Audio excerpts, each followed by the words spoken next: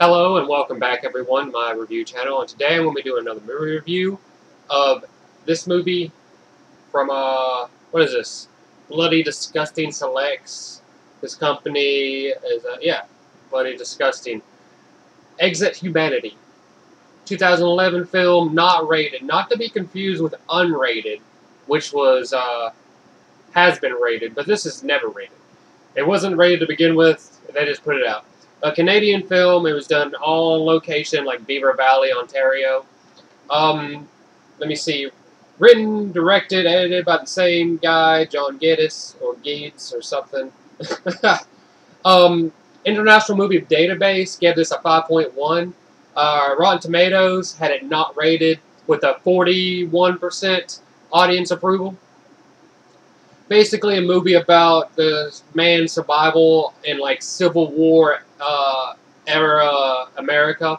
So it's like 1865, and zombies attack, which right in the middle of like a Southern Confederate versus Union battle in like Tennessee. This has a lot of good actors in it, a lot of name actors. Brian Cox is the voice. He's been in a lot of narration voice. Throughout this whole film is like a narration of this man speaking, the guys surviving. It's him as an older, like in the future or whatever, but he's older and stuff. I think that's how they're trying to make it sound anyway. But Brian Cox, he's been in so many films and TV and everything. Bill Moseley is in this, should be said. Definitely Bill Moseley. Mark Gibson. I mentioned that because he was in Monster Brawl and has been on like TV shows too. And I have Monster Brawl. It's a pretty good movie. I might even do a review on it. But I know someone else at Suicide Dive Wrestling who's put a review on it.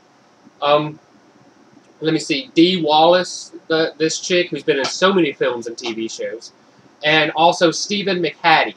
Stephen McHattie. I would say you probably best know him since of his latest stuff from like the movie 300 and Watchmen and who was it, The Fountain or something. So yeah, there we go.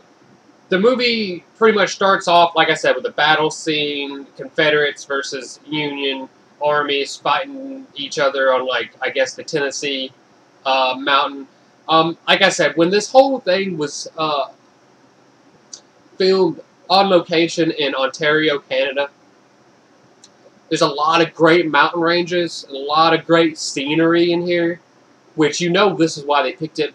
It's just funny because I actually live in the Appalachians, and I can just tell first thing, like a lot of people could, I guess if you live like anywhere like a good Appalachian mountain range, you just tell like these are not, that is not any of the mountains I've ever seen.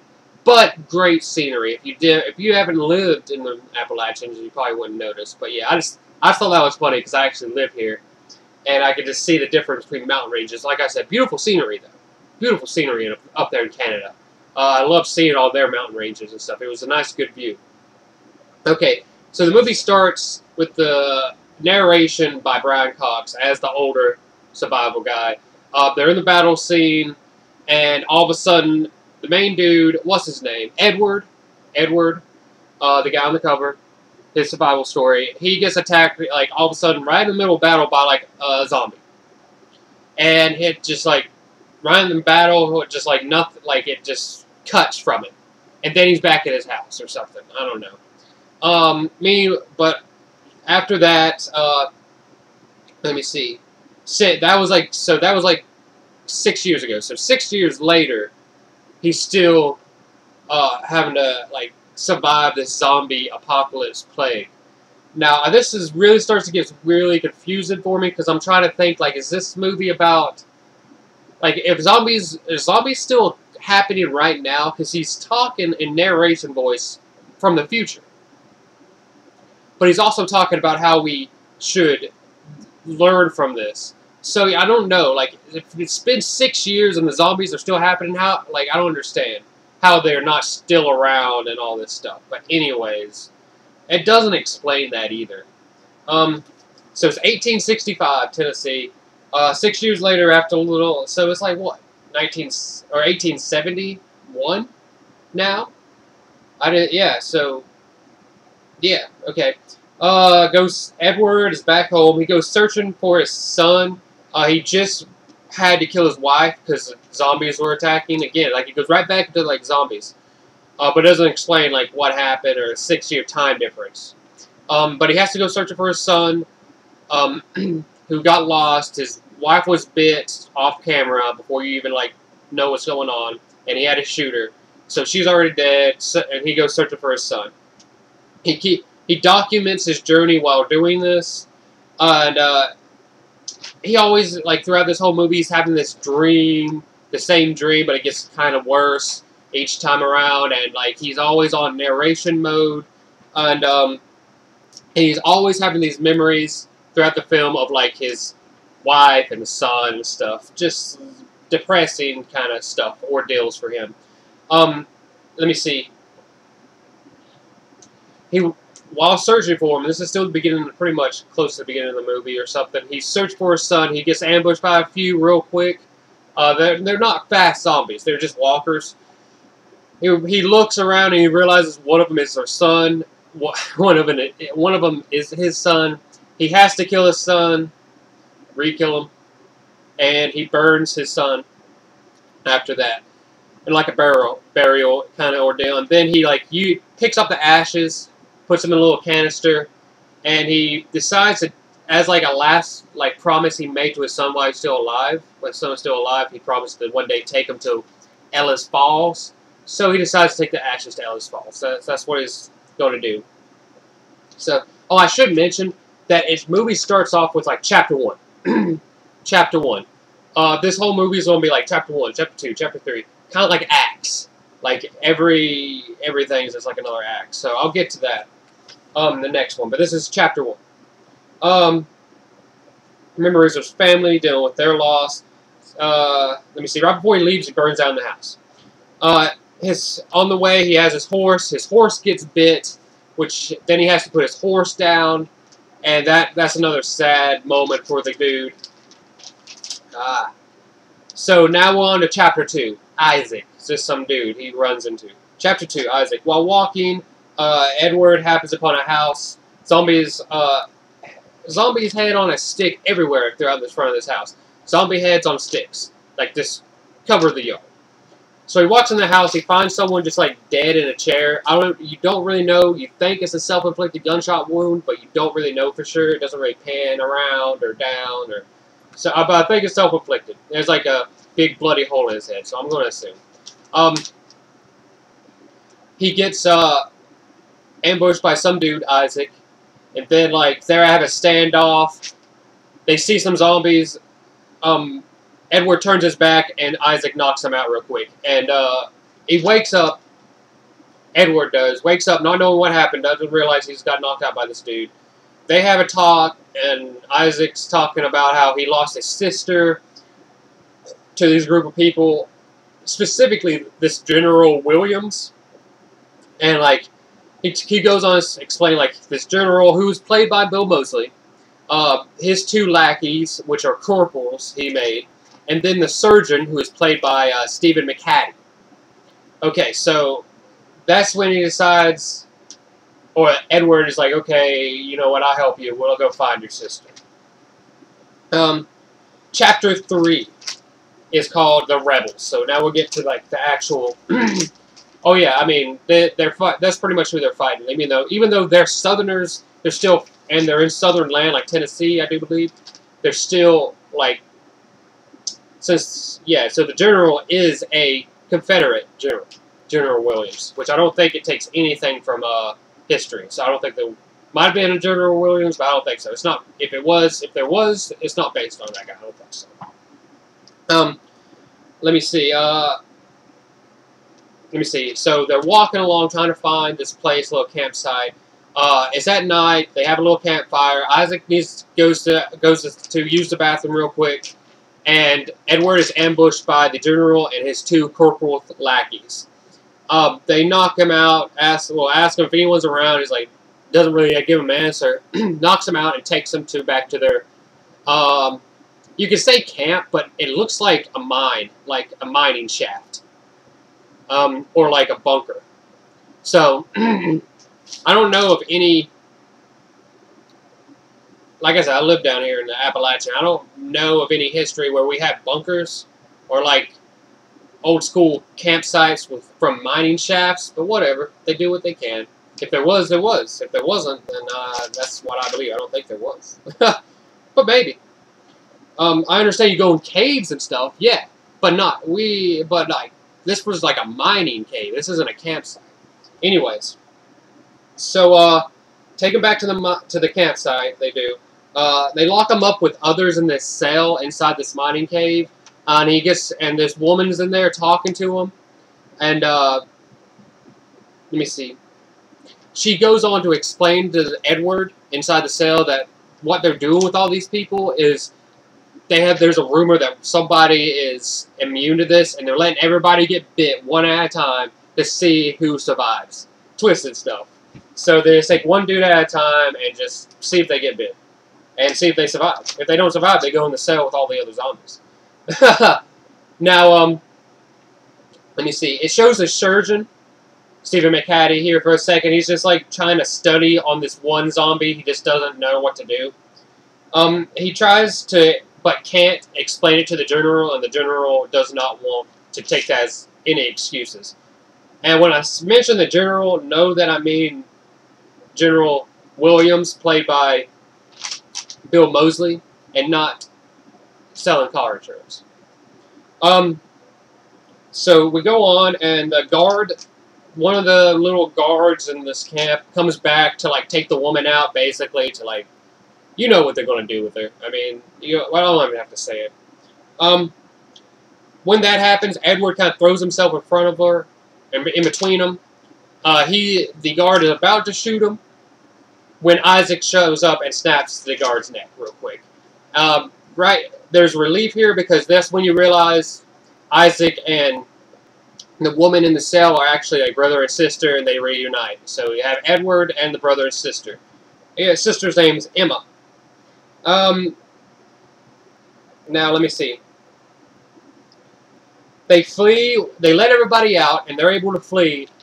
They get outside, and Edward gets shot in the back. And they're still able to flee by Isaac carrying him. Emma has an idea to take him to this medicine woman, healing woman, which Isaac just calls like a witch woman, which you could probably consider that back in the day. Any woman that lives by themselves, old woman, healing powers, yeah, it's pretty much, that's what they're going to assume it's going to be, a witch woman. So, Chapter 4. Now we're at Chapter 4. Chapter 4 is called Eve. Eve. That's the witch doctor's name. The lady witch doctor. They're walking it, like they get to this house at night. House of the healing woman. First, she doesn't like come to the door. I mean, it's at night and stuff. People are yelling. What do you expect?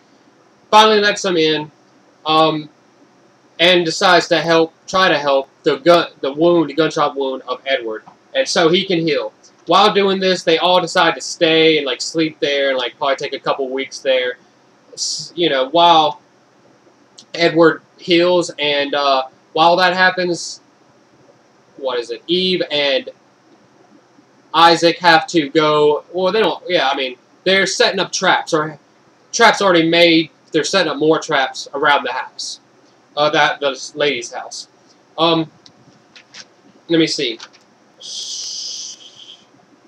Okay, I want to mention this. There's this scene like right after this where Emma and Edward is talking, and they're like outside the shack, and Edward says, "If this is humanity, if this is the humanity that is left, then I need an exit. If this is the humanity that is left, then pause. I need an exit." There we go. Exit Humanity. I loved looking for the title of movies and the films. I just think it's fun. Time passes. Dialogue narration by Brian Cox. Chapter 5. Immunity. Let me see.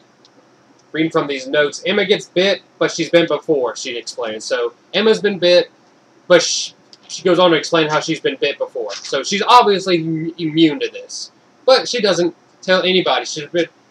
It was only a couple weeks have passed since they were captured from the rebel forces. And that was like the first time she was bit, like 2 or 3 weeks ago. Edward awakes from a nightmare to see Eve walking outside. He follows. It was creepy because he awakes with like Eve holding this lantern, and he's like right in staring at his face, and it creepy like. It's like I kind of wake up to that too, but I thought it was kind of funny. Anyway, he follows her outside. She goes on to they go talk, and she goes on to explain about a little bit of her past involving her sister. Basically, her sister was killed because she was walking home one night. It's a big story. Walking home one night, a couple of drunk cowboys followed her. They raped her. She got pregnant. The witch doctor, this woman, just gave her an abortion or something. But then the people of the town called this woman a witch and stuff, and then they hanged her for, like, I don't know, killing the baby or being a witch or something. Basically, they killed her for no reason, just because basically a couple drunk dudes raped her. And this obviously made the sister mad. And then she goes on to explain how this became to be, because she actually had scrolls of reanimation. You can all see where this is going right now. Yes, she brought up her dead sister because she felt that sad. She started this. That's how it got explained. And Edward forgives her basically because, like, without her, like, that basically killed her wife and son. But he's like, okay, you know, he basically forgives her.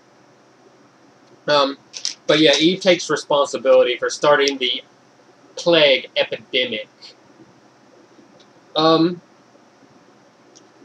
She goes on furthermore to explain how all this has come to pass before in other scrolls, like in hundreds of years ago, if not thousands of years ago. Egypt, Africa, Scotland, Ireland, Russia, all these places. Basically, people have done this before, and they've had to stop it. This brings us to Chapter 6, The One. Ed and Isaac hatch a plan to break into General's camp and steal ammo. They get in and out safely, but it's followed by a corporal. Followed in the dead of night by the corporal. By a corporal. Later, when they get back, Ed has to say that he needs to leave. He has to leave to. He doesn't really tell him, but he leaves. I think Isaac pretty much knows, but he leaves so he can actually spread the ashes of his son finally. So Ed leaves to scatter his son's ashes. General makes preparations to kill or capture the escapees and get the girl who's immune to all this. Basically, we all know what they're going to use her for. We all know what they're going to use her for. Let me see. Edward gets back to find the house destroyed, / on fire. It's not burnt to the ground, but fire's like inside the building happening, and it's kind of just like chaos all around. Eve has died outside with her dying breath. She explains that they took Emma to the camp. This brings us to Chapter 7, Retribution. He puts on like face paint, uses like leaves and different colors like white and green, and to go out there. I swear he makes himself look like a zombie. It's pretty funny part, because he made himself look like a zombie. He does this, and he goes out at night screaming to gather the zombies together to walk up to the camp. I mean, it's smart. It's just funny that he made himself look like a zombie to do this. So he takes like a small army of zombies to the General's camp.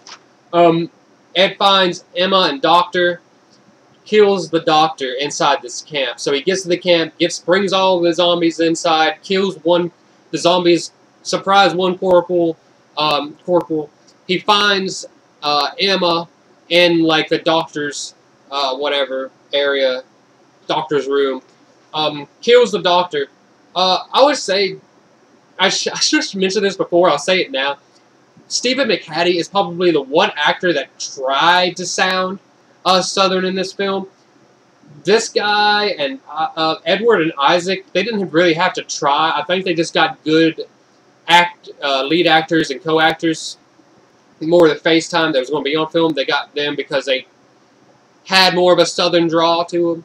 But Stephen McHattie, I mean, Bill Moseley doesn't even try. He barely tries to be like have a southern accent. It's really funny because he's just Bill Moseley, and everything he does, he's just Bill Moseley. But anyway, Stephen McHattie actually tries, and it comes off really funny. Like he tries almost too hard. But anyways, I don't care. I just thought it should be mentioned because he acts with this southern draw, and every time he has a slip up like this, and it's just funny to watch. But anyways, he's like probably the one good guy in this camp of bad guys. He doesn't want this to happen. He just can't explain it. Anyways, I'm glad I got that out of the way. So he finds Emma and the doctor, kills the doctor, frees Emma.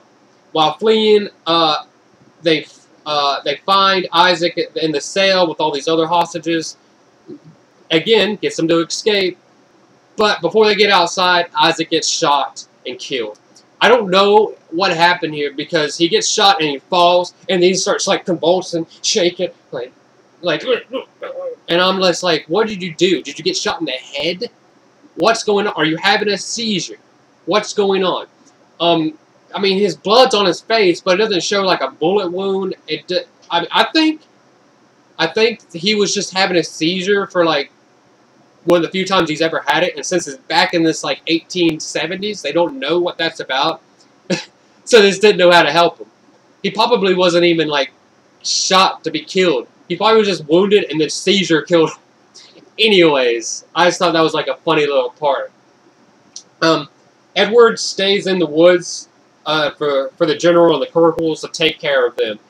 He's like, just go on ahead. I'll be with you. I'll be with you in a little bit. I'll be there. Just I have to take care of this first. Tells that to Emma. He's able to get one corporal to fall into a pit of zombies that like one of the traps they made. Edward and the general has a little gunfight through the woods before they decide to do the honorable thing, I guess, to have like a duel, and they have it like across this little tiny lake bed. Tiny. It's larger. It's not as big as a river, or it's not big as like a river, but it's bigger than a creek bed.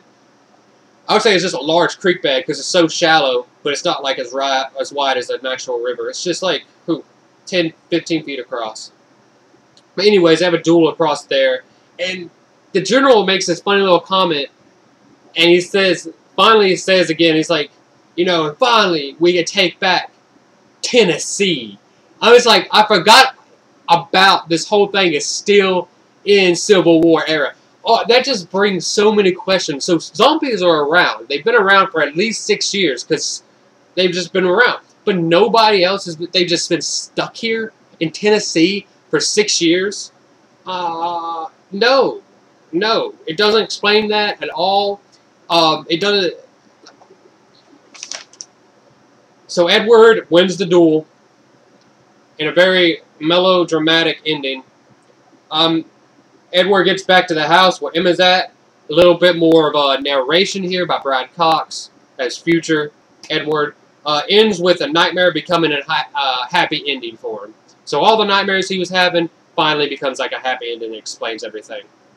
I'll also say that this movie, to cut back on, like, I guess, budget, there's a lot of, I wouldn't say a lot, but quite a few actual zombie fights that just involve animation, cartoon animation, like charcoal or something. And that's just a lot. They did that quite a few times during this film. I mean, it was cool stuff, but it just took away from what could have been actually in the movie. But that's how the film ends. I mean, it's pretty much it's just like this movie is what, 113 minutes long, so almost 2 hours. Complete survival movie. If you like Walking Dead, it's like a Walking Dead mixed with the Civil War era. Kind of Old West. Not even Old West. I don't even want to say Old West because there's nothing like a cowboy in this.